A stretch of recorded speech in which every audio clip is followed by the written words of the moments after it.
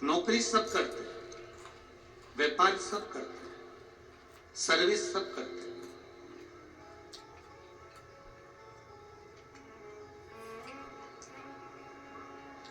नौकरी सब कर रहे हैं, व्यापार सब कर रहे हैं, सर्विस सब कर रहे हैं, काम धंधा सब कर रहे हैं, सब लगे हैं कहीं ना कहीं किसी ना किसी रूप में।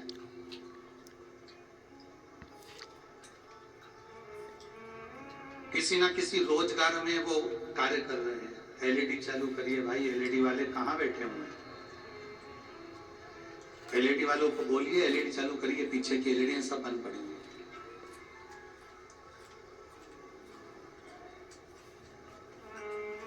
महाराज, ऐसा कोई व्यक्ति नहीं जो अपने कर्म में तल्लीन नहीं।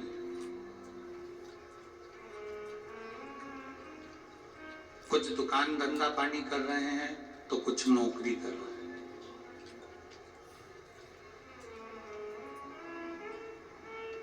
कुछ सब्जी का ठेला भी लगा रहे हैं, कुछ व्यापार भी कर रहे हैं। हर व्यक्ति कुछ ना कुछ कर रहा है। कोई नौकरी कर रहा है, कोई व्यापार कर रहा है। जो नहीं कर रहा है वो दूसरे की टांग खींच रहा है। कर जरूर रहा है।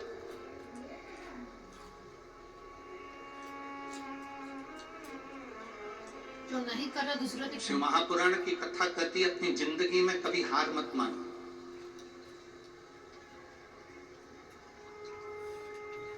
अपने जीवन में कभी हार मत मानो। शिव महापुराण की कथा कहती है कि जिसने जीते जी मरते दम के पहले भी हार मान ली तो समझ लो कि वो जीते जी ही मर गया। जो हार नहीं मानता वो एक दिन जीत कर ही बताता।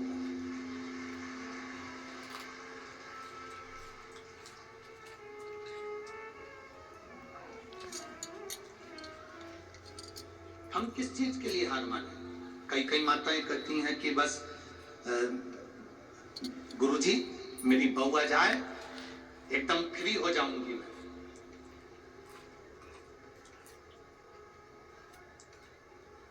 तुम किसी गुरुजी के पास जाकर ये मत कहो कि मेरी बहू आ जाए और मैं एकदम फ्री हो जाऊंगी, बल्कि ये कहो कि मेरी बहू आ जाए और भगवान ऐसा कृपा करना कि मैं अच्छी व्यस्त रहूं।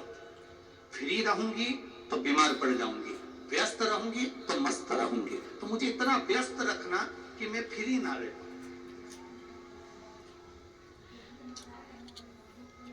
कितनी बड़ी बड़ी आशा लेकर आप लोग बैठे रहते हैं।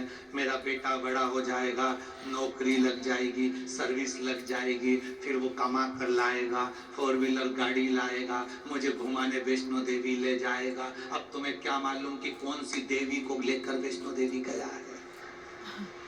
तुम्हें क्या?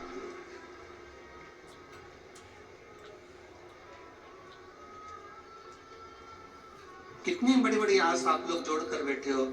मेरी बहू आ जाएगी, मुझे गरम गरम भोजन देगी, गरम गरम खाना देगी। अब वो गरम गरम खाना दे रही कि डंडे दे रही है, ये तो वो ही जाने। जिसकी आई है, जिसकी आई वो जाने।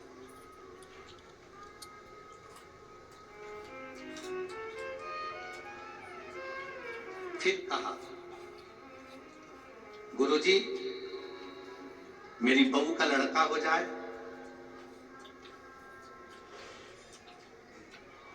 और मेरी बहू का लड़का हो गया, मेरा नाती पंती आ गया, फिर मैं सोने की सीढ़ी पर चढ़ जाऊंगी। कौन सी सीढ़ी पे चढ़ रही है? जम के बोलो जरा, जम के।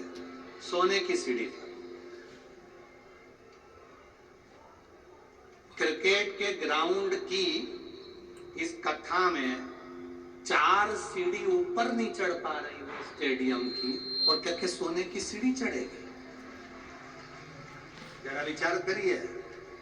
4 सीढ़ी चढ़ने में 50 बार सोची मां बैठूं।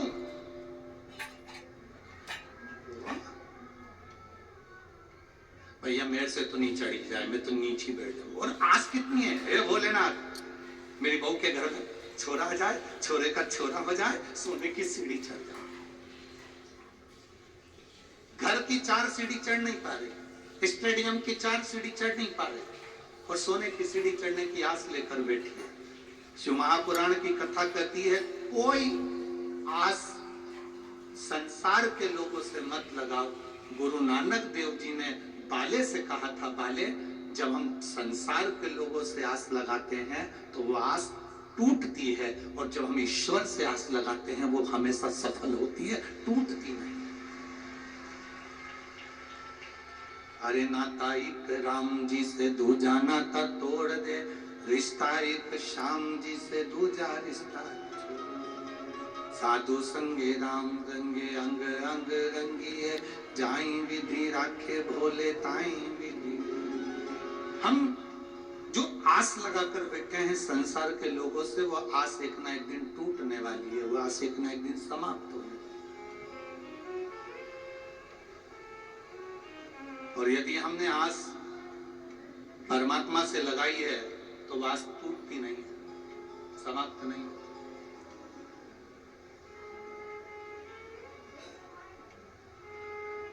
ये बड़ी विडंबना है इस चीज के लिए।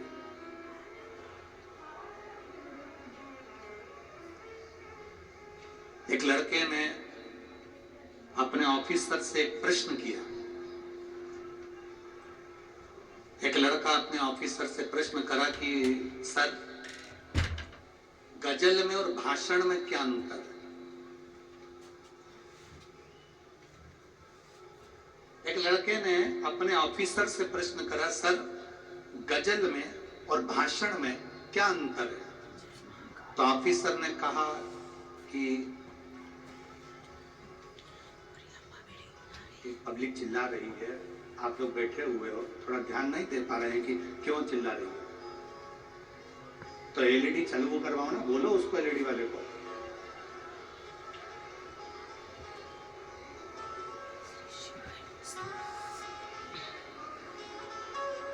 एलईडी वाला नहीं है।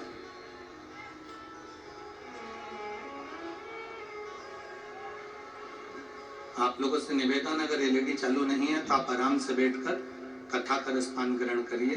एलईडी वाला यहाँ पर है नहीं, तो आप लोग बैठकर कथा का रस तत्व ग्रहण करिए। समय व्यर्थ ना गवाएं। बड़ी मुश्किल से ये शिव महापुराण की कथा पंजाब में आई है, इसको दिल से सुने, कानों तक आवाज जाए, आप आराम से कथा को सुने। कई लोग ऊपर ऊपर बैठे हुए हैं, उनको भी एलईडी नहीं दिख रही, पर वो लोग दिल से कथा को सुन रहे हैं। तो आप बार बार कथा में मन लगाएंगे तो अच्छा लगेगा। श्री शिवाय नमस्ते, बोल बम का नारा है। हम व्यर्थ में एक अपने जीवन को हम व्यर्थ क्यों लगाएं? हम क्यों संसार के लोगों से आज जोड़कर बैठे? हमने परिवार से आस लगाई, हमने नातेदारों से आस लगाई, रिश्तेदारों से हमने आस लगाई, पर भगवान से हम आस लगा कर नहीं बैठे। मेरी भटिंडा की जीजियों और मेरे जीजाओं, मेरी बहनों, मेरी बेटियों, बेटाओं, एक बात अपने भीतर उतार कर रखना। जब हम एक लोटा जल लेकर शंकर जी के मंदिर में जाते हैं और जल, जरा ध्यान देना, जितने लोग देख रहे हैं, ये शिवलिंग है, ये जलाधारी है,